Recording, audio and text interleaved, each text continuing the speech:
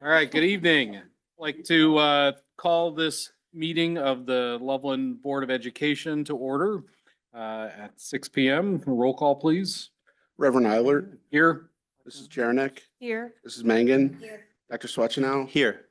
This is Washburn. Here. All right, thank you. Do that to make it official. All right, let's stand for the Pledge of Allegiance.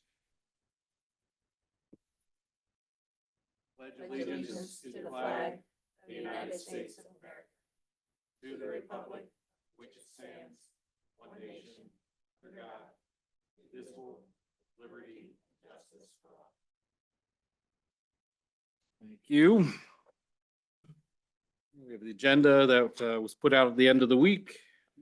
Any questions about the agenda as presented? Motion to adopt the agenda. Second? Roll call, please. This is Jaranek. Yes. This is Mangan. Yes. Dr. Swetchenow. Yes. This is Washburn. Yes. Reverend Eilert. Yes. Thank you. Then minutes from our October 7th board work session were included in the administrative section. Any additions, corrections to the minutes as presented? No. All right, can we have a motion then to approve the minutes? Second? Roll call, please. This is Mangan. Yes. Dr. Swetchenow. Yes. This is Washburn. Yes. Reverend Eilert. Yes. This is Jaranek. Yes. Thank you. All right. Welcoming of guests, thank you for being here tonight. Glad to have you here for our board meeting. Are there any folks for the hearing of the public today? None. All right. So moving on then to the board president report. Anything coming out of committees or live oaks? With the Oaks, there was a ribbon cutting of the AEV and construction building at Laurel Oaks last meeting. They had the culinary program had a nice dinner and we did a ribbon cutting there and it's nice and ready to get going. They've also had their Ohio report card come out and they had 5 stars. So great programs for all students. The school foundation, we just did staff grants yesterday, so over $15,000 worth of staff grants were awarded across all the buildings. So it was a good day. You guys were very busy. The pictures. Yeah. Covered a lot Yeah. of ground, and a lot of Yeah, classes. yeah, it was a great day. Yep. That's fantastic. All right. Anything else from any other committees? Then moving on to administrator reports. We've got those again in the administrative section. Don't believe there's anything there that have any verbal reports for, so let's then move to our student representatives. Full complement here tonight. Good to have you guys here.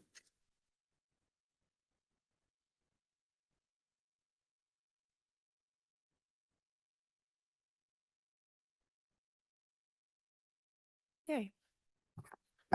Good evening. My name is Lily Spada, and I'm here to report on Loveland High School. Part of the high school's pride in students comes from the performing arts. There were band, orchestral, and vocal concerts throughout October. Additionally, the marching band performs during football games, but also at competition. This is a shameless self-plug, but the band did just qualify for state at what is notoriously known as the hardest competition to do so at, which is the Ohio State Shoe competition. Congratulations. Wednesday, October 22nd, which is tomorrow, is the high school's Exploration Wednesday. Seniors get to do an off-campus activity of their choice. Juniors take a college assessment of some kind. Sophomores partake in the youth science career assessments, and freshmen will do a Career Connect program. Personally, I'm touring Ohio State, but no matter the grade, it's a really great opportunity to further learning and prepare for life after high school. The new school start time has been positive and beneficial for teachers and students. Teachers host office hours from 7:30 until 8:15, and students are able to get a little more sleep and rise with the sun, which has been proven to promote positive mental health in teenagers. From my perspective, I remember little 8-year-old me. She was really passionate about later start times and was trying to write to where I am now, saying, hey, we should start later. So now standing here as a senior, it's really, really heartening to me that Loveland heeded the studies and tried our very best within the confines of the day to be able to accomplish this. And that's, of course, thanks to our teachers. They continuously find ways to make better use of this new time, and the students are able to get a little more well-needed rest. That's all I have for this month. Thank you. You. That was really loud.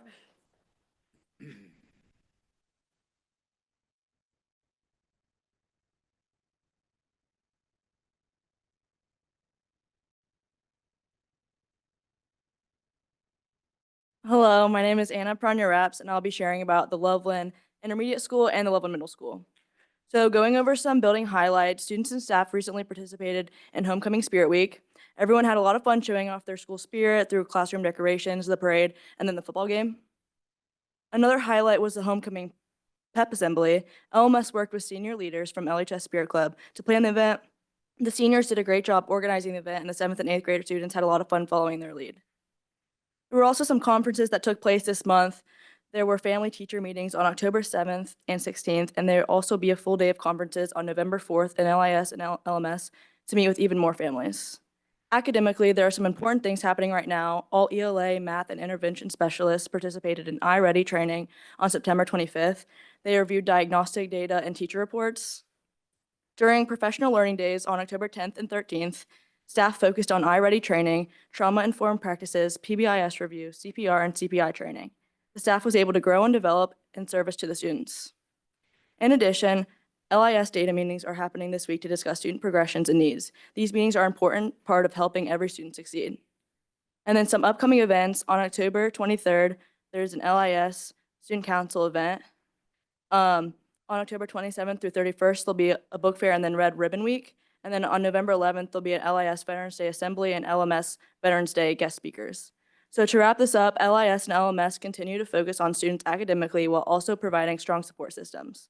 Both schools are working to create a supportive and engaging environment for all students to learn and succeed. Thank you.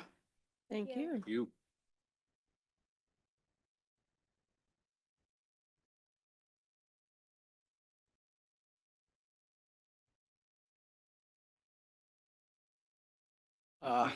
Hello, everyone.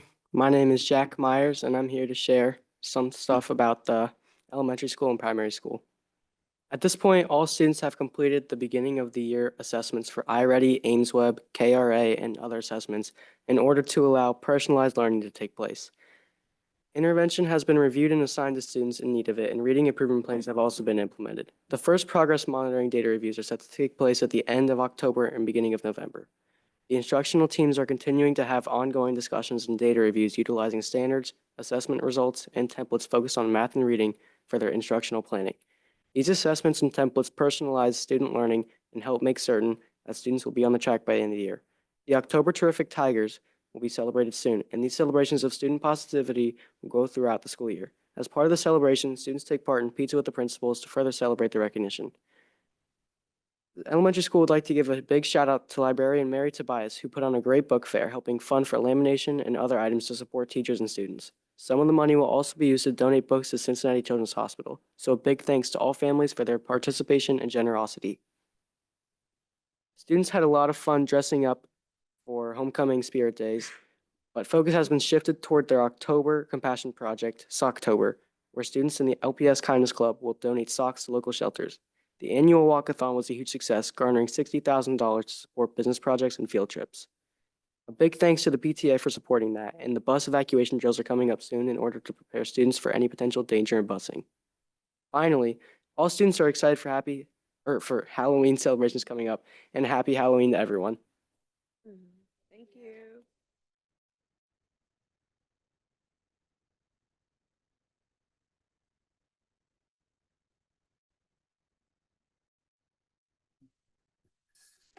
Hi, my name is Kel Margraf, for those of you who do not know me. Today, I'm going to be speaking on behalf of LECC and all the amazing things that are happening there.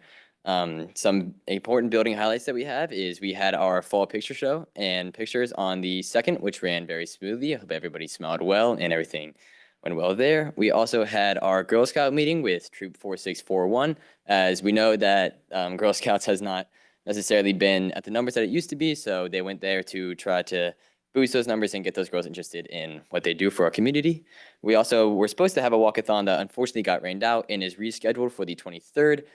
Me personally, I remember being a part of the walkathon in elementary school and preschool, and that's such an amazing event, and hopefully that runs very smoothly here in the upcoming days. And then also upcoming, we have our family teacher conferences coming up and our music and art showcase. we hope that those students, and I know that they will have amazing songs and art for us to show and go see. And then I wish everybody a happy Thanksgiving, and I know that those kids are extremely happy and excited to go produce and walk around neighborhoods and gather some candy. So thank you. That's all I have. Thank you. All of our students for great reports given. Appreciate that. Any questions, board members, for any of our students? No questions. I just want to comment on the LEPTA fundraiser. That 60,000 is amazing. So if you look at, between the donations that Mr. Espy will go over later, the school foundation and the LEPTA, that's over 100,000 or very close to it coming back into our community. So just really grateful to the community for that. Also want to say we have one of our former student reps to the board, Anna Coletto, who is now a reporter for the Tulsa Flyer, reporting on K-12 education. And if you go look at her bio, she points back to her experience being here. Oh, good. And she was the student rep during COVID. They told her it was going to be quiet. Mhm. She started in 2019, so you can imagine what it was like for her, but it was pretty fun to great. read her bio and see what she's up to. So, She's doing great stuff out there. yeah, it's too. amazing. Yeah. All right, well, thank you. If you guys need to take off, we certainly understand. Enjoy your day tomorrow, your experiences. Yeah. Well. For sure.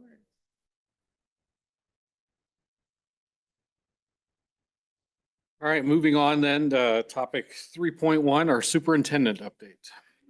Good evening. Thank you. First of all, Mr. Espy, we're going to have to find some tiger bow ties to wear to the next board meeting. Got to dress it up a little bit. For the Board of Education, if you did not notice in the mail, you did receive the quality profile. If you didn't, I have a few extra here. The quality profile is a project, the Alliance for Higher Quality in Education. It's in response to the Ohio State report cards, just a way for us to show what we do in addition to report cards and all the good stuff that goes on in the district. Thanks to Andrew Setters for doing such a great job of getting our information out, as he always does, and it's a good read. Before I bring up a couple of people, the community partner breakfast we had a couple Fridays ago, we had about 50 people there. It really was an opportunity to bring businesses in as well as legislators and city officials. We had a state congressman, we had a state representative, we had mayor was here. And so it was a really well-run breakfast that we were able to get some good feedback from and build some good relationships. And thanks to Brian Lee, our director of learning pathways, for organizing that. On Monday, last week, we had our professional development. Dr. Puerta was the one who developed all of that through the work we did last year in our leadership cohort, which the leadership cohort really wanted to personalize the professional development, and we kind of had like an a la carte where they could pick. And I really enjoy when staff members present to staff members. I think that's the best way to learn, is what actually works in the classroom. And so we did put a survey out to see how we could make it better next year, and hopefully we continue to do that. And I appreciate all the staff members that did present. We had a CAT meeting last week, which had I would say about 25, 30 individuals that attended, and Keith Lawrence, who the board just met with, led sort of the same type of discussion. It was very good discussion with a lot of our parents and community members in terms of where do they want to see the learning pathways go. And so it was just really good conversation, and I enjoyed that. So in terms of the board's direction to really reach out to the community, I feel like we're in a pretty good path right now. We have a pretty good plan to continue to do that. If you notice on the quality profile, the town hall is October 30th. Anybody is welcome to attend, and that is going to be on state funding. So Mr. Espy will be presenting the majority of the time on state funding, which is something that we could all always learn a little bit more about. So with that, what I'd like to do is introduce the Board of Education. If you recall, had asked me to bring in some of the representatives for the board at City Council. And the first individual, Chris Redmond, is here. He is on the board, on representing the board on Parks and Recreation. So I'll ask Chris to come up and just let us know what you've been up to. How's everybody doing tonight? Great. Good, Good to be here. good. Again, my name is Chris Redmond. I teach here at the building, the middle school building. I teach health and PE. And I appreciate the opportunity to allow me to come up here and speak tonight, and the opportunity to be the Board of Education representative. I don't know how familiar you guys are with all the parks, but we have over 10 in Loveland, which I was really surprised when I found that out. And there's kind of a little bit of everything for people to do. With the pickleball courts at both Lever and McCoy, hiking, there's a lot of hiking trails that I think a lot of people don't really know about at East and West Nature Preserve, along with Dyson Trail, which is the newest of the trails, and Simpson Trail over at Phillips Park. The Matt Haverkamp Dog Park over at Kiwanis is huge. They've done a great job, and I'll talk a little bit more about that and how the students were involved with helping design all that. Soccer and baseball fields at Phillips, Lever, Kiwanis, and Betty Ray. Playgrounds, brand new playgrounds at the Tot Lots over in the Heights. And I actually messed up. The Tomahawk Trail is the newest, and that's over at the Heights. And they just got finished with that. And then the big one is Nisbet Park. It's been going on for years, and they're trying to wrap that up. We've got adult swings that should be coming in here, I think in November, that are going to overlook the river. And then the amphitheater is getting torn down and restructured to face the town. So that'll be really neat with all the concerts and stuff we'll be having here in the future. It's been a lot of fun working with Dave Kennedy. He's been great on the park board, and also collaborating with all our students with Tigers Inc. They've done a great job. What I said before, the Tigers Inc., they helped design that Matt Haverkamp dog park. They've been working with us on the assessments that we do for the parks. They went out last year and they did assessments on the parks to just kind of see what was broken, give new ideas, fresh ideas, and they're actually working on the assessments right now to improve that. The Boy Scouts, we've worked with the Boy Scouts. They've built a bunch of bridges over there at Dyson Trail, and we're looking to build probably about 4 more for the hiking trails and stuff over there. They did a storybook trail, which is really, really neat for kids. And so they've been working really hard, and it's been fun working with them. They helped design a QR code for the parks that you can put at each park so people can scan and see all the amenities and kind of just bring people to the parks. And we worked with them, I think it was 2 years ago, to develop that. So we're always working with them, and they've done a great job. The students are great. Their public speaking, I was just blown away. They did an excellent job there, so it's something to be really proud of. And we're always looking for new ways to incorporate the students into the parks and improve the parks. Does anybody have any questions? Comment.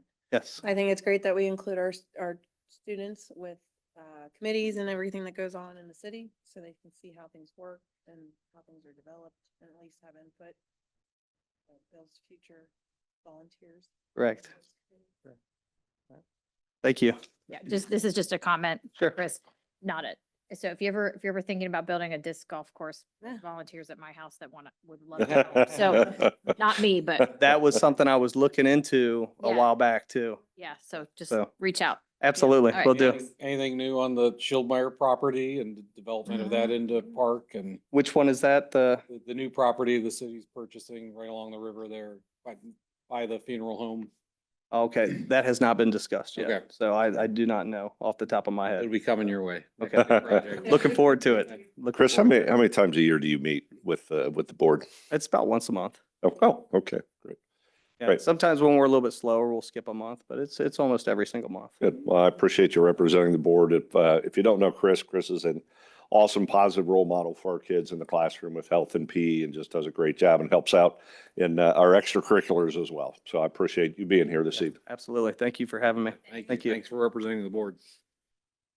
Next, we have the board is where the state report cards came out. And so we want to make sure we get all of that information out. So I'm going to turn it over to Dr. Puerta to go over our state report card. All right, good evening. So I am going to review with you our 24-25 report card. There are some changes on it from last year, and I'm actually going to ask Brian Lee to come up here in a little bit and explain the new component, because that is a lot of the work that he's doing and can speak very intelligently to that piece. So this is what our report card overview looks like. Our overall rating of 4.5 stars. And then you'll see the new component on the bottom right, the college, career, workforce, and military readiness component of 3 stars this past year. And Brian will be able to talk about that a little bit more in a few minutes. So I'm just going to go through each component rating a little bit and give you an overview. Looks very similar to last year, the makeup of the slide deck, so I think it'll look familiar to you. But just stop me if you have any questions along the way. So this is the breakdown of the report card. So not each component is weighted equally. There's 3 that are 25%, and I'm sorry, 2 that are 25%, and the others are 12.5%. So the first one is achievement. We earned 5 stars here. We earned 5 stars last year as well. And basically the way this is comprised is you're just looking at your Ohio State tests and your end of course assessments that are all taken in the spring. And then based on how students perform advanced, accomplished, proficient, basic, limited, I'll go to the next slide and you can kind of see the breakdown. There is a multiplier attached to each of those. So you get more than 1 point for your students that are advanced, accomplished. Advanced plus are our students that are grade level accelerated in a subject, mostly math. So if you have an 8th grader in Algebra 1 and they score advanced, you get that bump to advanced plus. So as long as we have all of the proper paperwork in place and all of our written acceleration plans in place, we get the credit and the bump for that. So that does help us a little bit each year too. And then proficient is a 1.0 multiplier, and then as you'll see, like basic and limited are below 1.0 multipliers. So you take all of those, percentage of students that scored in each of those categories, do the multiplier, and then you add them all up, ended up with 101.86 points. You divide that by the max score, which is set at the state level, and then that gives you your percentage, and you need 90% or higher to earn 5 stars. So that's basically how we end up with the 5 stars there.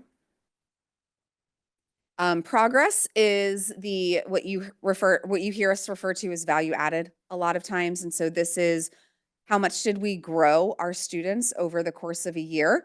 The kind of weird part about this, and you hear the building principals talk about this too, because it really impacts them at the building level, is a 3-star is 1 year's growth. So it's a little bit confusing when you're looking at this and saying, dang, we didn't get 5 stars. Well, we still got 4, which means we grew our students more than a year, which is what was expected. And so 4 stars is still very excellent. It's significant evidence that the school exceeded student growth expectations. So when you're just looking at it and thinking 4 stars, 5 stars, and bummer, we didn't hit 5, 3 is what's expected. So this indicator is a little bit odd in the way that they measure that. Early literacy has 3 measures attached to it. The first one is, and they're all weighted a little bit differently. The first one is proficiency in 3rd grade reading. So what percentage of our 3rd graders were proficient in their spring OST and ELA? That is a 40% weight. Promotion to 4th grade is a 35% weight. So what percentage of our 3rd graders were promoted to 4th grade? And then improving K-3 literacy is a 25% weight. What that looks at though is only your students who are off track and what percentage of them you move to on track in a year. So you're not really getting credit for the 95% of students that are on track in this measure. You're only looking at the percentage of students that were off track in kindergarten, the fall diagnostics. So let's say there were 25 of them. Of those 25, how many of them did you move to on track as 1st graders in the fall of 1st grade? And it takes kindergarten to 1st grade, 1st grade to 2nd grade, 2nd grade to 3rd grade, and then 3rd grade fall to 3rd grade spring. So you're looking at 4 different measures there when you're looking at that. The caveat I'll say to this one is in past years, if this improving K-3 literacy, that 25% there, if you have less than 10% of your kindergartners off track, that measure comes off. And only the top 2 are weighted at a 40-60 instead. Last year, we were just over that 10% mark, which kicked in this 25%, which meant then we were looking at the off track to on track measure. So this slide's a little bit small up there, but that just shows you the breakdown and the percentages. So proficiency in 3rd grade reading, just under 80% of our students were proficient in 3rd grade in the spring OST. Promotion to 4th grade, 100%. So we get all of our points there. And then the improving K-3 literacy, we had 183 students off track. We moved 84 of them to on track, which is pretty good. It is 45.9%, but again, when you take that percentage multiplier in there, it kind of brought us down a little bit, which explains the 4 stars versus the 5 stars that we're used to seeing in early literacy. And this is just the mathematical breakdown of it. The 40%, the 35%, and the 25% gave us 78.2 points, which put us at 4 stars. Gap closing, this is the one that has, Dr. yeah, Porter, sure. So the 183 students is at about 40 then per grade level? Yes, yep, exactly. Maybe more in 3rd grade because 3rd grade has the 2 measures. But you're looking at, ironically, there is some overlap with those students, but you're really looking at 2 separate lists of students in 3rd grade. So there is overlap, but it's not the same students. Gap closing, this measures the reduction in educational gaps in ELA, math, gifted, English learner proficiency, chronic absenteeism, and graduation for students subgroups. So this is looking at all of our different subgroups and how are they performing in comparison to our all, which is all of our students. So I know that this is hard to read, and I'm going to break down each of them briefly for you. At the end of the day, we end up with 5 stars here, and that's because we do a really good job with our subgroups. We had 46 out of, I think that says 68, 66, I can't read it from here, points. So gave us, almost 70%. So the first one that we'll take a look at is our ELA and math achievement, which are those spring OST and EOC tests, as well as our progress, which is our value added data. On the far right column is the possible points, and then to the left of that is points earned. So what that's saying is, for example, English language arts achievement, there are 9 possible points you could earn, meaning we have 9 subgroups in ELA, and we hit the goal in 8 of them. So that's how you read that chart there. Math achievement, 9 out of 9.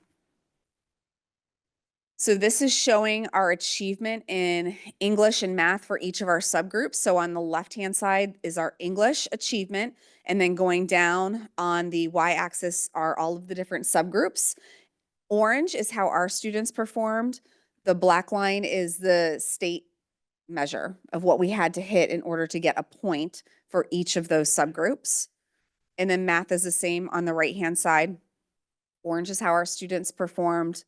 Black is what the state set as the goal.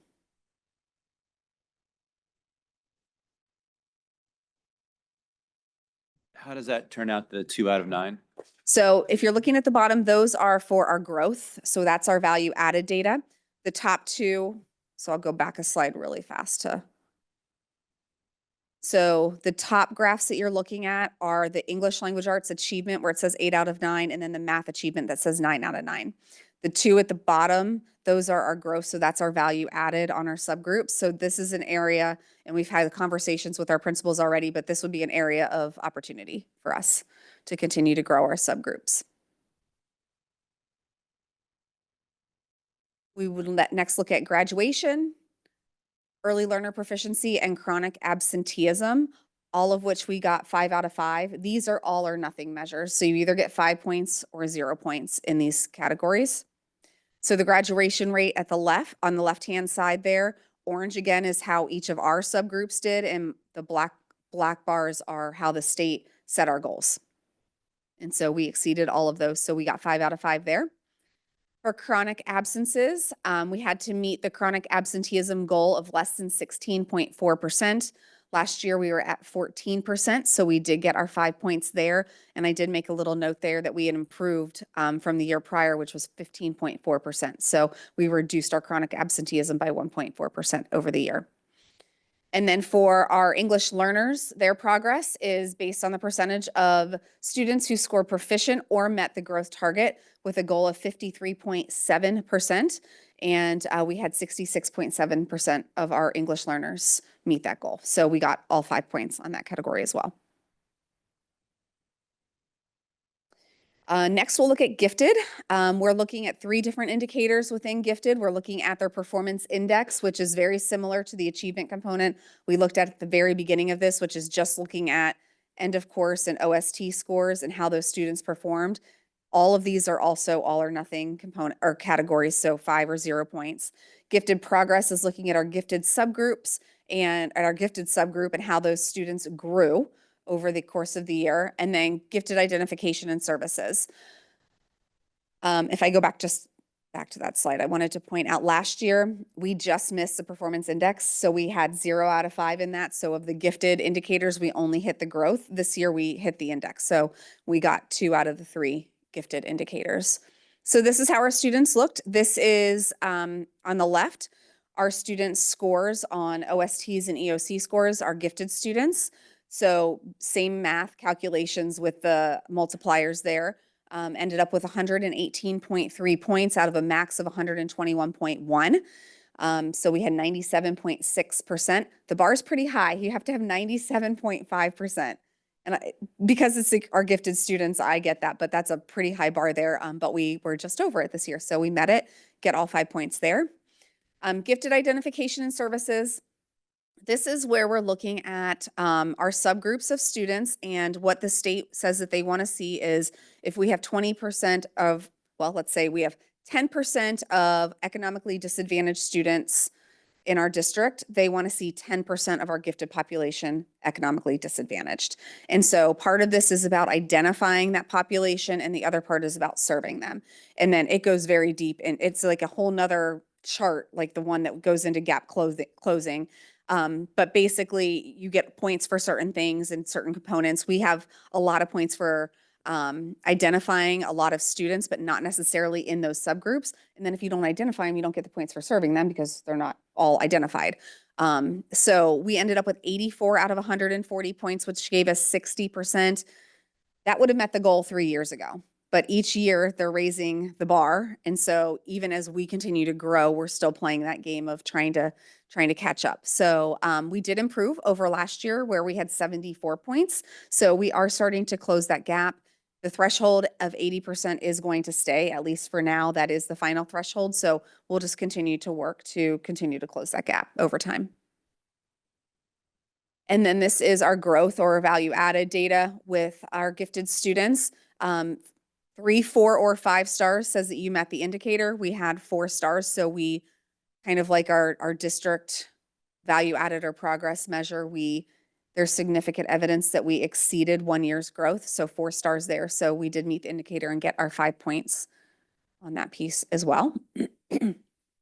Excuse me. So this is just going back to, there's a lot in there. So I just wanted to circle back and kind of close out gap closing there. So we do get our 5 stars. You needed 60% or higher. So we're well above that. I just asked one more question? And Sure. we've made a lot of progress reintroducing gifted services and gifted programs in general. So I'm happy to see how well they're doing. I'm just not sure that I understand the one that we didn't score on, the 0 out of 5. The way that you described it, it was that if you have 10% economically disadvantaged students in your district, that 10% of those students overall that are gifted should be identified as economically disadvantaged. Right. So that's where they're saying, right. And we do, right. And we do all of the screenings. We're pretty in line with what all other districts do. I know that I've talked to a lot of other districts and they don't meet this indicator either. Especially in a district like Loveland. It's difficult because you're looking, the 2 pieces that they're looking at are minority students and economically disadvantaged students. So, again, if we have 10% of our district is economically disadvantaged, then they want to see 10% of our gifted population is also economically disadvantaged. So then you're having the conversation of, what's best for kids? Are we going to overtest kids just to try to identify them as gifted? Especially because most of our gifted services take place in the classroom anyway. Our teachers are already differentiating. So are we doing it just to get the 5 points? If we see a kid on the bubble, we absolutely will, do a retest or something like that. And we do multiple opportunities for gifted identification 3 times a year. And then in 2nd and 4th grade, we do superior cog testing as well. So there's plenty of opportunities for identification. I think it's just one of those awkward indicators. I think in your answer is what I would have liked to hear as a school board member, which is we're trying our best to make sure that we identify all these kids, even if we don't meet what the state asks us to meet. Yeah. Thank you. And then the last one I'm going to talk about before I hand it over to Mr. Lee is our graduation rate. I know this comes as no surprise, 5 stars. We do an excellent job getting our students all the way through 12th grade. We're looking at the 4-year graduation rate and then the 5-year graduation rate. So you're looking at 2 different cohorts of students here. Our 4-year graduation rate, 98.9%, and that's a 60% multiplier. And then the 5-year, 98.8 at 40%. So you just multiply out and add down. We're at 98.9. You need 96.5 to get your 5 stars. So doing very well there.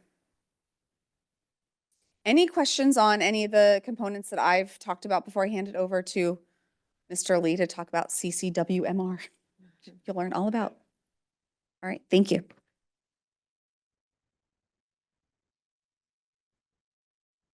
Good evening. I appreciate the opportunity to talk about our new favorite acronym, CCWMR, which I'm not sure is any easier to say than College Career Workforce Military Readiness.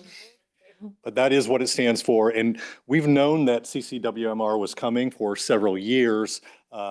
Unfortunately, we did not know what the measures would look like until April of this year, which makes it difficult to plan for. And in addition to that difficulty, it's based on a graduating class in arrears. So what I mean by that is our rating that just came in October of 2025 was based on the class of 2024. And so since we found out how the measures would be calculated in April, we had 1 month left with the class of 2025. And so my point in that is any adjustments that we make to our programming to try to improve our measure here will be in the class of 2026, which will be the 2027 report card. Sort of mind-blowing. I hope that made sense. But the measures that they handed down to us are shown there. So we had a 68.5%, which landed us sort of right in the middle of the 3-star rating. And what that says is that 68.5% of our graduating cohort in 2024 met one of the 11 measures that the state deems ready.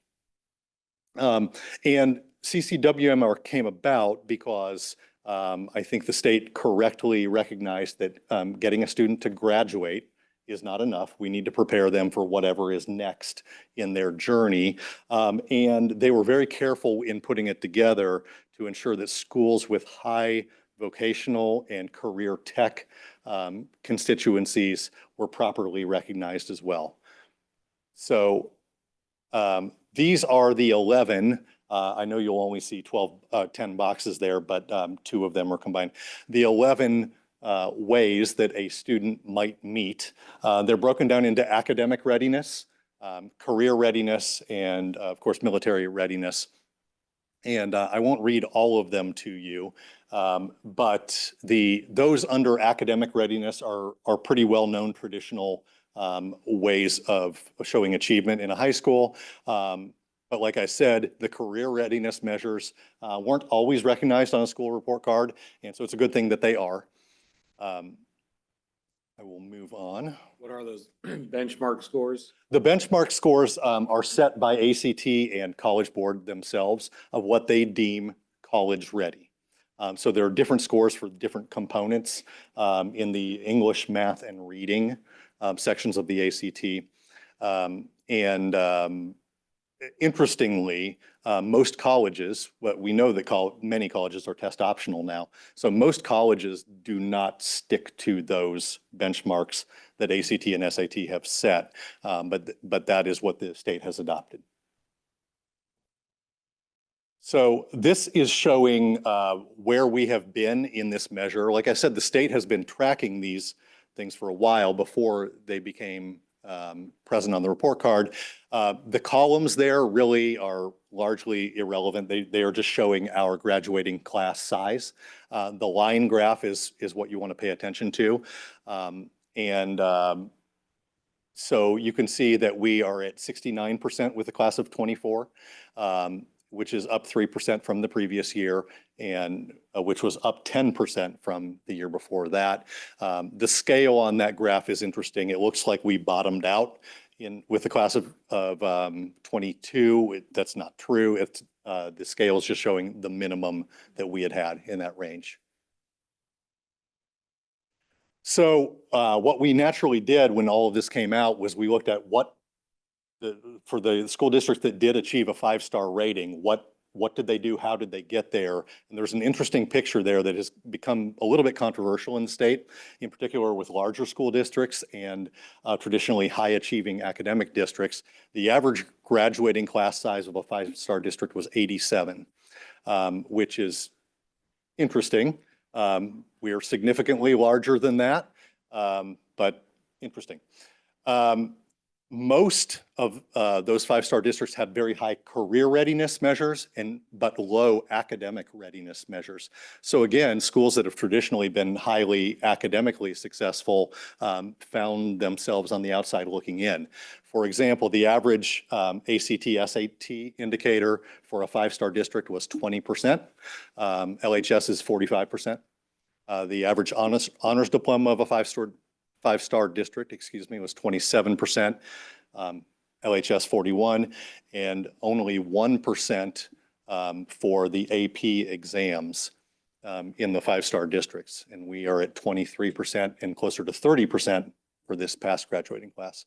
So just interesting to look at. Often when we look at those 5-star districts, we look at what do we want to do to try to achieve that, and in some cases emulate it.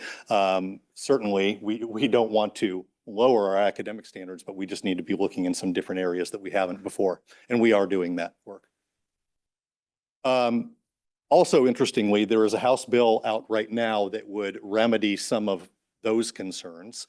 Not so much about the school size, but adding a component that would be successful completion of 1 academic year of college. They could do that since the rating is 1 year in arrears. If they had adopted that with the class of 24, we would have had 61 more students that would have counted in the rating and jumped our score from a 69% to an 86%. I think that's a fair measure of college readiness if a student completed a year of college credits.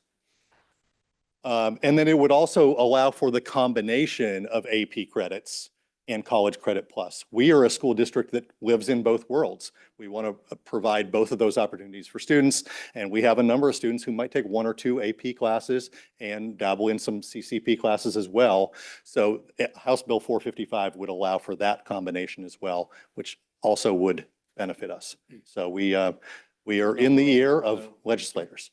No number on that one for the year, like what?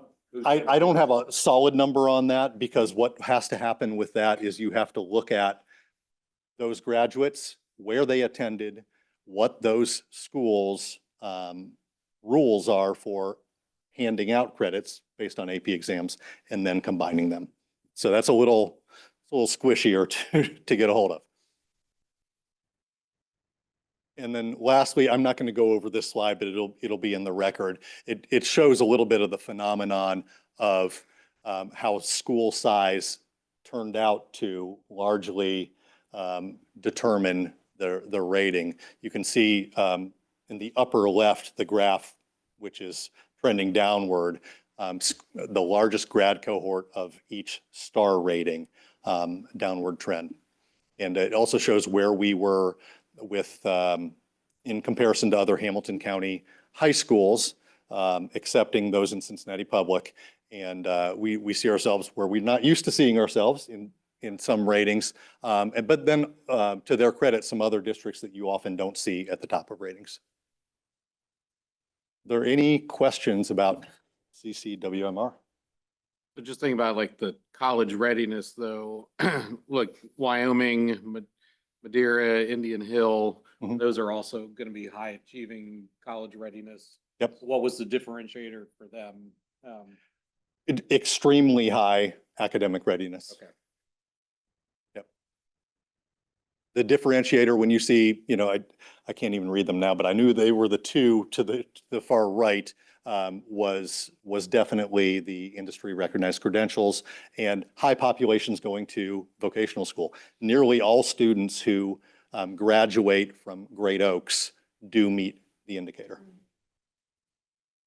If the board remembers, a couple of years ago, we moved some administrative positions around so we could have a director of learning pathways to dig into this, as we knew it was coming into the report card, and we kind of knew we were behind the eight ball with some of the statistical data that we have, size being one of them. And Brian's done a great job of really getting us ahead of the game. And I know the board members met so that we can develop the strategic vision for the learning pathways and continue to move forward. At the end of the day, we continue to look, but the biggest thing is, are we doing everything we can for our students? And I feel like we are doing a very good job, but we're going to continue to do that.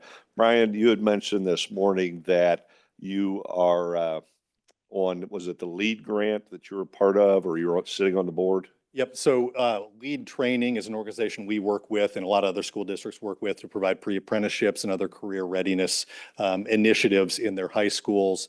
They were awarded a grant to write some new curriculum based around CCWMR, but largely just based around career readiness in general. And I was asked to be on the advisory board for that grant, which will allow us to access all of that curriculum that's developed as a result for free. So hopefully that'll turn out well. The last thing on the report card, I just want to say congratulations to the staff, students, our parents, administrators. It's a lot of hard work.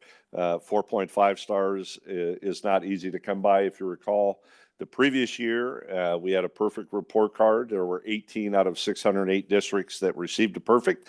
There were 0 this year. The report card was tweaked, and so now it's figuring out what strategies do we have so that we make sure we're doing everything we can for our students. I know in early literacy as well as value added, Dr. Puerta and her team have already identified maybe where we can bolster it. And sometimes it's a matter of data collection versus what we really do for students. So I don't want to get caught in that game. I want to make sure we're just doing what we can for our students, but I also want to report it out if we can. So this year, we knew that the college and career and workforce CCW was going to be a tough one, and it was. We'll continue to look at that. But thank you to Brian and Stacy for presenting on the report card. I feel like we've been stealing ourselves for that particular metric for several years. Yes. You did well to prepare us for the fact that that was probably gonna be a rough first go around. Yeah. I was wondering, Stacy, with the literacy piece, with the new iReady tools that we have, how, I know you've done a lot of work there, and I saw that was a big part of the PD, right, that you guys just did. Yep. So in that, using that tool to help with the early literacy, what are you finding is working? What, are there?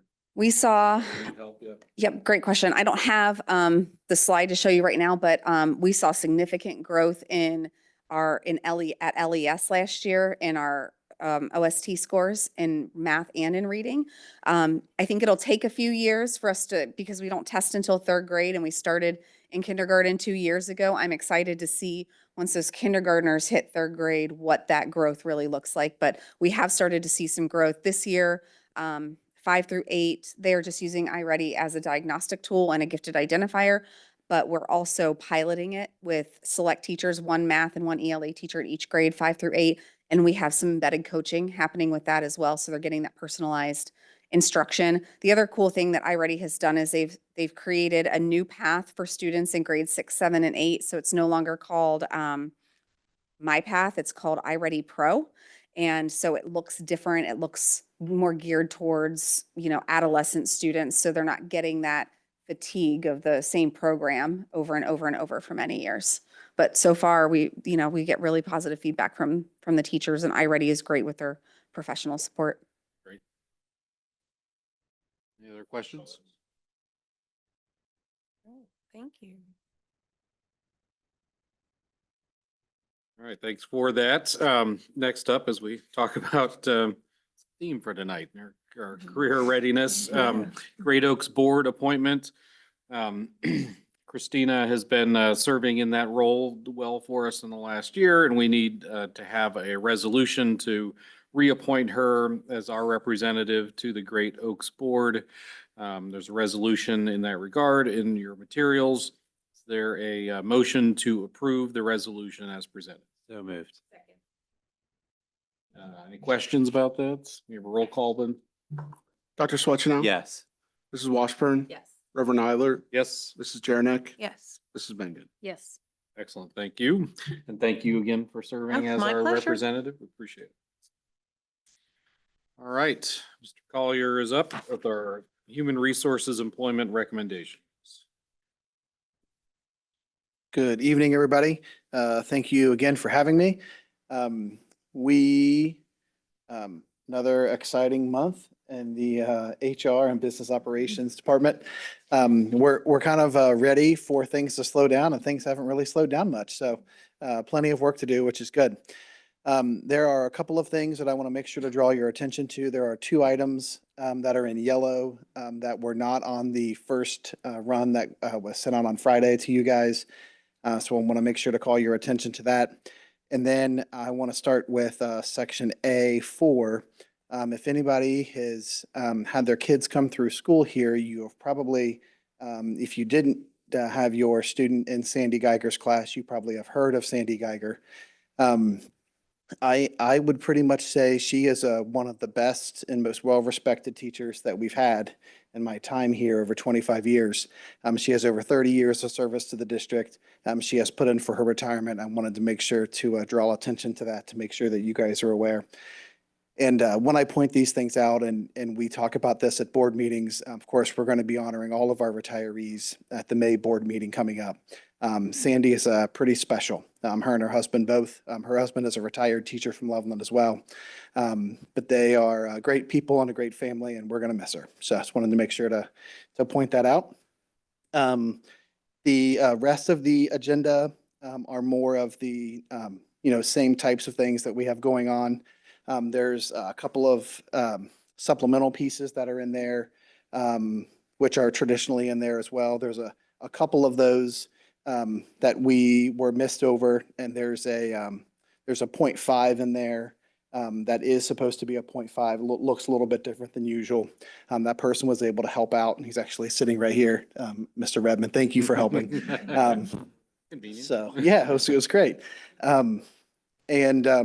And then I would just probably want to say that the meeting where we do the report card overview, I really like it. I really like being able to talk about academics. In my role, I get to talk about academics less and less. And there's more of these other business kinds of things that are involved with my role. But a big shout out to our building principals and our staff and our students for the report card. So not only the central office group that you heard from, but we really appreciate everybody's hard work. So any questions?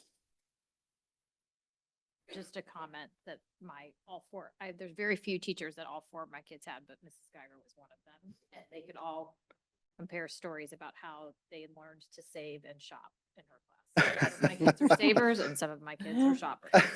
But they all talk about their early economics lessons they were Yes. learning from her. Yeah, Sandy has a unique way to kind of blend having fun and stoking enthusiasm into what she's teaching. And over the years, it's been fun to watch all of her students and all the different kinds of things and activities she has them do.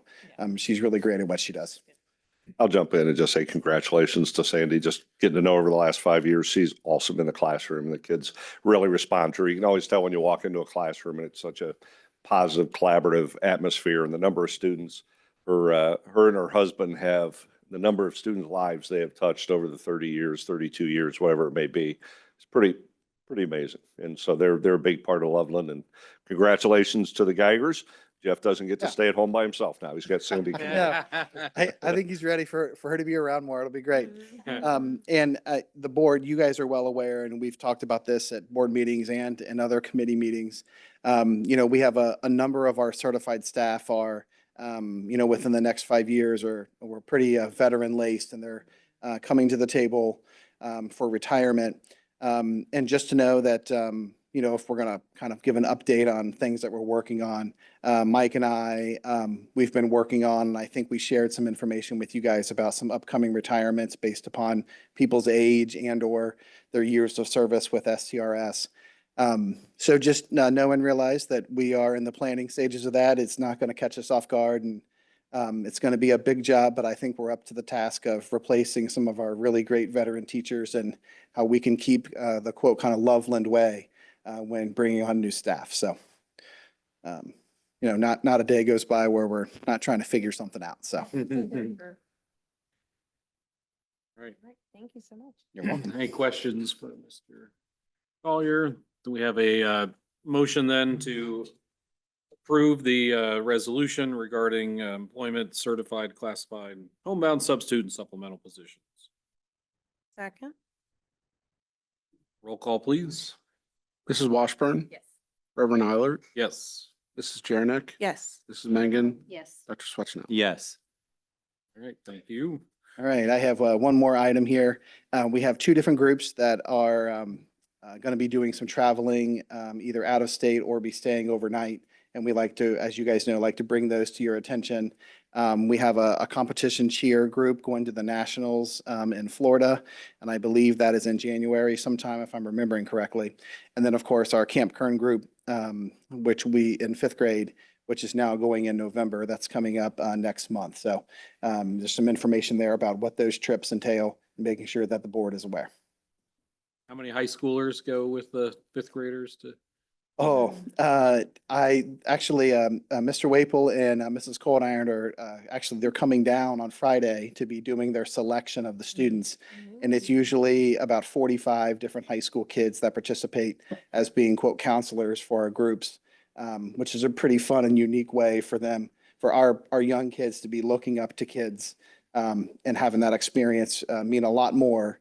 Not only just having fun at camp and the things they learn, but having kids that you look up to and high school counselors being the group that's with you in the cabin and on the trails is pretty unique and special. All right, do we have a motion then to approve these overnight extended field trip applications? Second. Roll call, please. Reverend Eilert, Yes. Mrs. Jarnick, Yes. Mrs. Mengan. Yes. Dr. Swetchnow. Yes. Mrs. Washburn. Yes. All right, thank you. Thank you. Moving on then to treasurer report.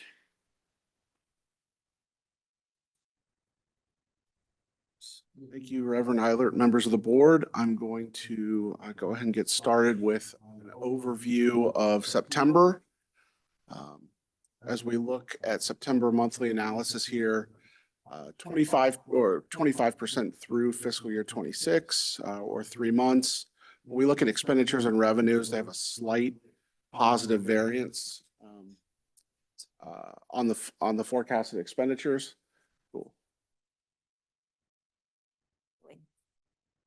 It's not on. I think we're good.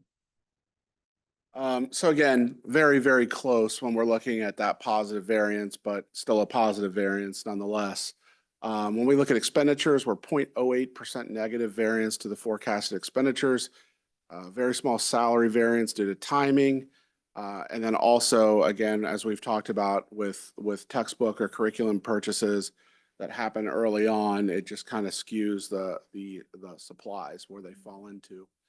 Again, looking at revenues, 0.053% positive variance to the forecasted revenues. Really looking at some increased interest revenue, albeit very close to the forecasted. You can see the month-to-date revenue income is 146,000 and change, and fiscal year-to-date 458,000. So I think it's safe to say we're on the same trajectory with interest. And even better, honestly, than last year.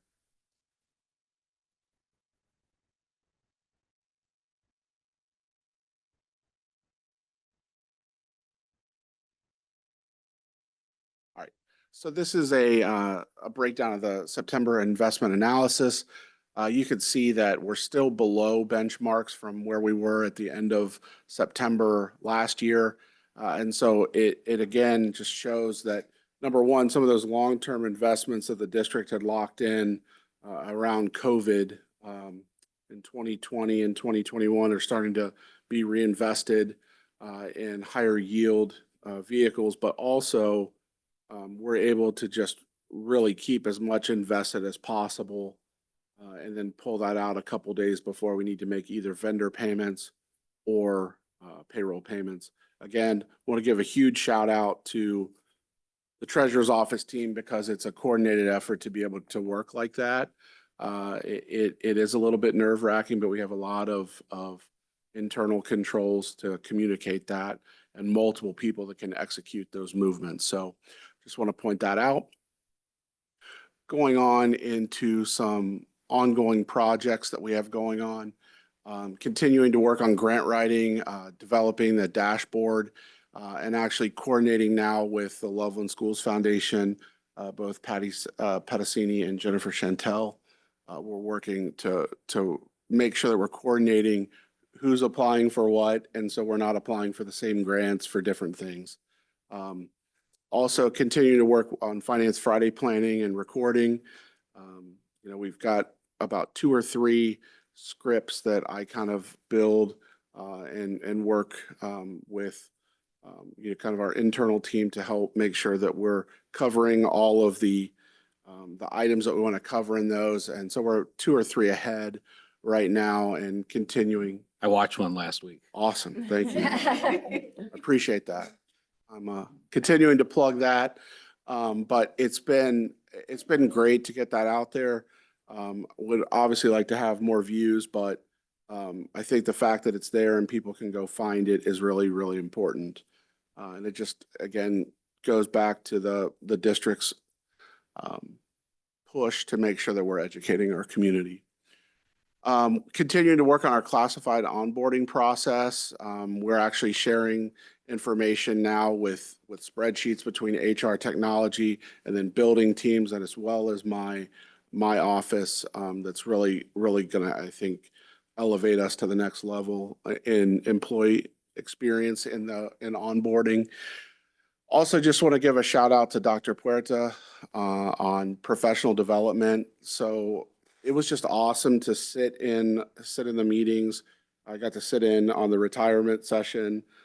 There were 3 sections of that. So that just goes, I think, further to what Mr. Collier was saying with the number of expected retirees we have. But we also had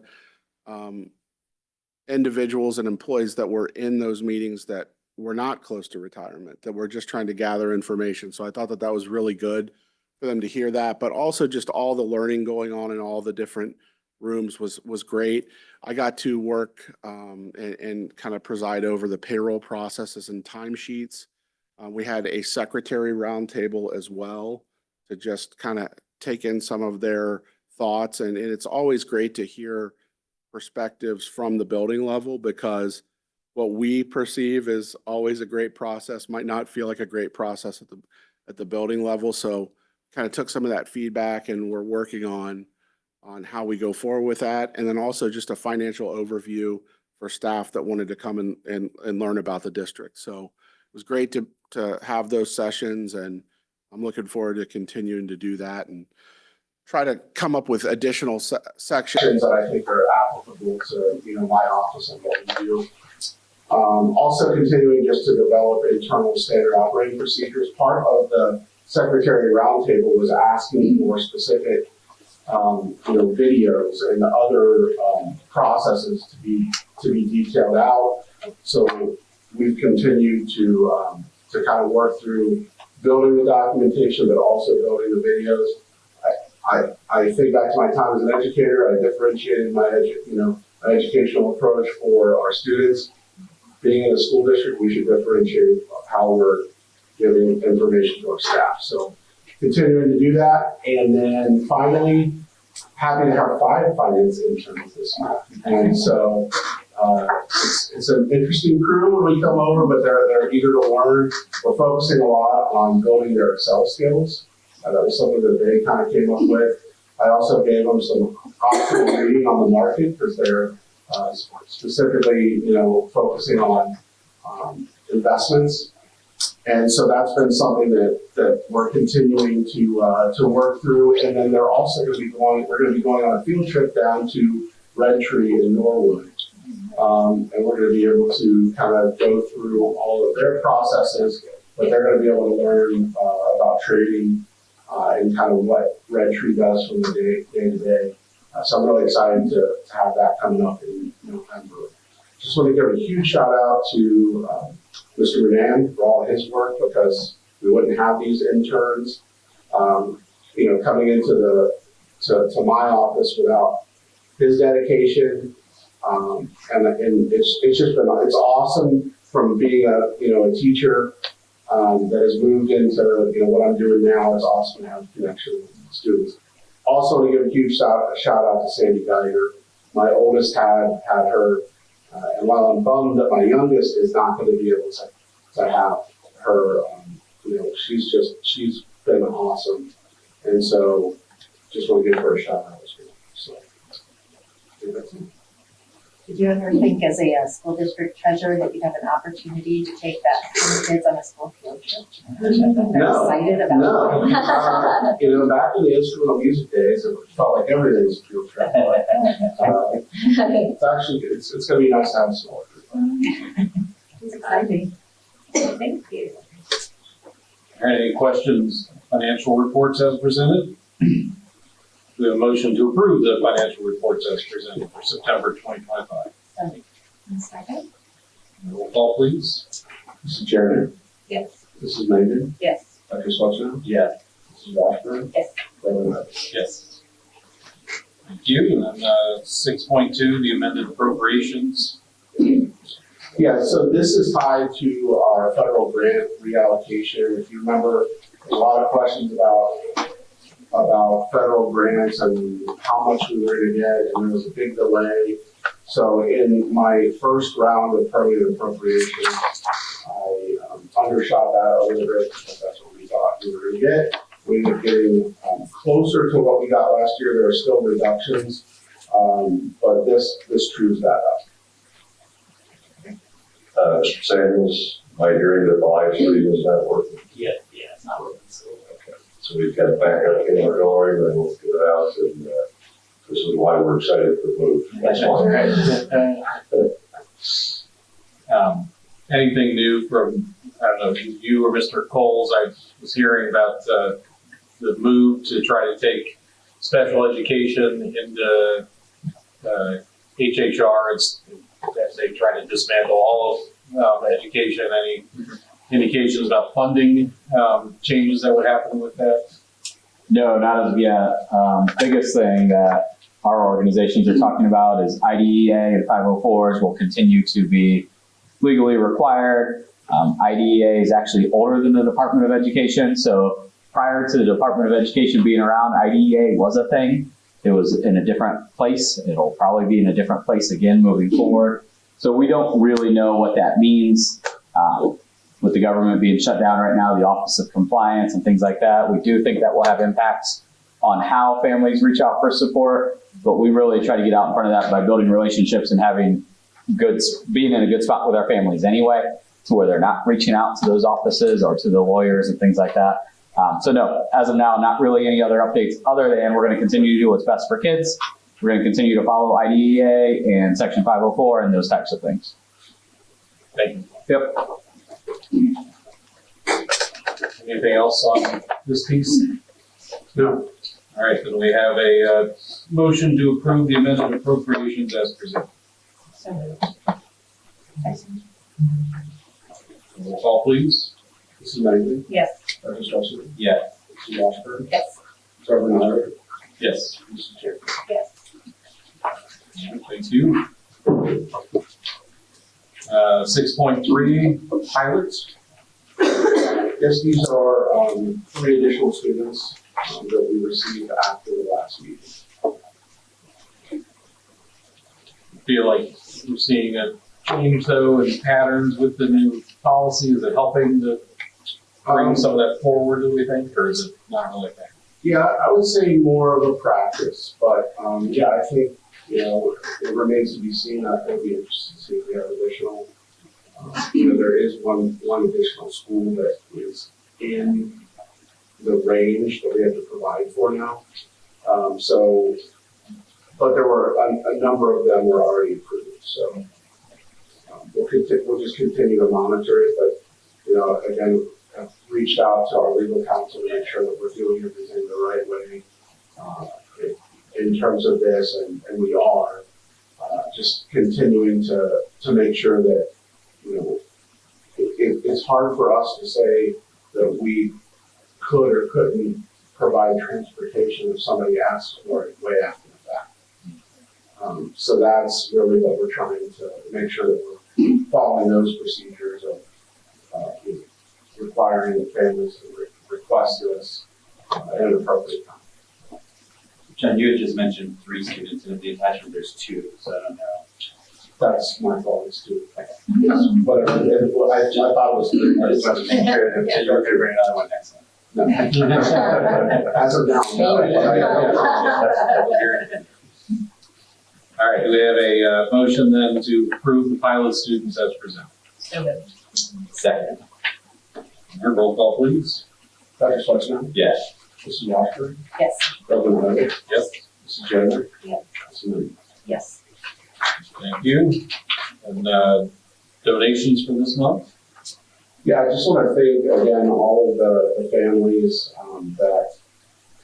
families and the individuals and businesses and groups that are continuing to give to the school district. Kevin and Celia Watts are continuing to give to Feed the Kids. They're now over $10,000 with our track. At least our tracking back the last 3 years, they've given to Feed the Kids. So we just want to say a special thank you to them. Also, our anonymous donor, $5,000 to the high school boys basketball team. That's to fund a trip for them to go to North Carolina. And then $15,000 from the athletic boosters to high school athletics. That's a huge amount of money that providing opportunities and things for our kids in the district that would otherwise not be able to be, absorbed in the budget right now. Another $2,000 to the boys basketball team, and then $698 to the high school boys all team for captains. Just want to say thank you all. Yeah, Mrs. Maggie pointed out earlier, you had in the walkathon $60,000, the funds have come through the foundation again, now going out in the teacher grants, a lot of wonderful donations, so thanks. All right, we have a motion to accept these donations as presented. So Second. Roll call, please. Mrs. Washburn? yes. Reverend Eilish? Yes. Mrs. Jarrett? Yes. Mrs. Mangan? Yes. Dr. Schwartzman? Yes. Thank you. Then item 6.5, disposal of auxiliary fund inventory. And the listing of those in the administrative section. Yes, so as you know, we receive funds for our non-public schools that are in the district that opt into that process. They can file an affidavit to receive the funds directly. So we are maintaining St. Columban Fund. That's the 401 fund, if anyone cares to get in the weeds like that. But basically what happens is because we're the purchasing agent and we purchase these items, they have to let us know if they're going to dispose of those items. And so that list is represented by the clerk that is at St. Columban and also the principal that okays this. So they give us these items and then we have to bring them to you for disposal. Motion to approve this listing of the disposal of these items. Roll call, please. Reverend Eiler? Yes. Mrs. Jernick? Yes. Mrs. Mangan? Yes. Dr. Schwartzman? Yes. Mrs. Washburn? Yes. Thank you. And item 6.6, contracts. Yeah, so this is a contract for Forward Edge. This is to kind of get us through the rest of the year for a position of an individual that resigned from the district. And so this is going to be essentially assistant administrator position for the rest of the year that will be paid for purchase services for to Forward Edge for this work. Believe it sounds like this would be a savings over salary. Yeah, so what John just mentioned is that we basically what we were able to take a tech specialist from the high school that had been doing really well and we have him now working out of the board office for the remainder of the year. And then we needed to replace the tech specialist at the high school. So overall, for the remainder of the year, it's going to be a slight bit of a cost savings, but to be honest, this particular move doesn't have anything to do with cost saving. It's really just having the resignation in the middle of the year and us trying to figure out what's the best path forward, with us trying to hire somebody that would have been brand new to us, not knowing any of our systems, versus having somebody who was already working with our systems, but kind of filling that role and then backfilling the building tech role. So we're just going to be evaluating how that goes for the rest of the year to make a decision on what to do for the following year. So this is kind of a stopgap piece. But I would like to report and say that the individuals that we have working are doing a great job, and we've been pleased so far. Great. Yep. Yeah, I think it's important to point out, we're not paying through the nose for a contract, you know, it's actually fine financially. So, good. Any additional questions about that? Motion then to approve the contract as presented. Second. Roll call, please. Mrs. Jarrett? Yes. Mrs. Mangan? Yes. Dr. Swasno? Yeah. Mrs. Washburn? Yes. Reverend White? Yes. All right, thank you. Those concludes all of our, that concludes all of our regularly scheduled agenda items. We can move on to executive session 7.1. And we will go into executive session to consider the purchase of property for public purposes. Do we have a motion to? Thank you. Roll call, please. Mrs. Mangan? Yes. Dr. Swasno? Yes. Mrs. Washburn? Yes. Reverend White? Yes. Mrs. Jarrett? Yes. And thank you. So we will now go into executive session. We'll come back following the executive session to formally conclude the meeting.